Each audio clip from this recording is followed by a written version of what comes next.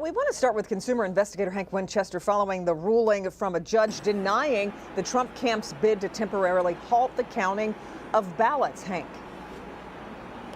And Kimberly and Devin, even though this legal action didn't take place in a physical courtroom, it was via Zoom, it was fascinating to watch and hear both sides. Essentially, Team Trump saying what happened here inside TCF, it was illegal, it was wrong. And after hearing all the information, the judge said, you don't have a case.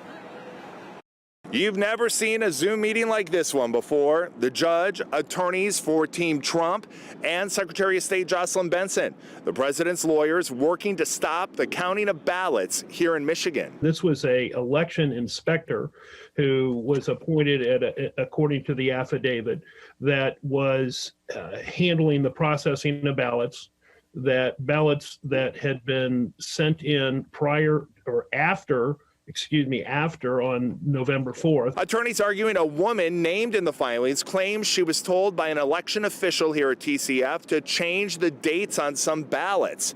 Another man, they say, representing the GOP, was denied access to oversee the counting. Made that statement based on her own firsthand physical evidence and knowledge. I heard somebody else say something. Tell me why that's not hearsay. Come on now.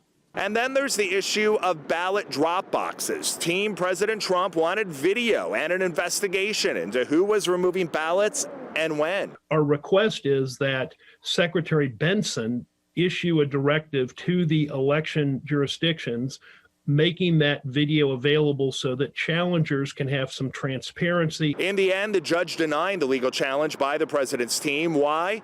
Well, the counting is already over, and the legal action should have been taken up, she says, with clerks and not the Secretary of State.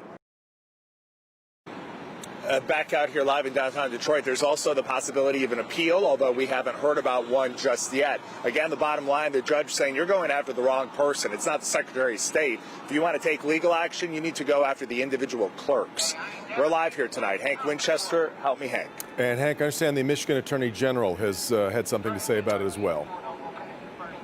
Devin, she certainly does. In a nutshell, she says that the allegations, the legal case moving forward, that it was ridiculous. You're going to hear from her at the top of the hour. But she also talks about a disturbing discovery she says she made inside a local post office. And we're going to have that for you new tonight at the top of the hour. Yeah. Back All to right, you. Hank, we will talk to you then.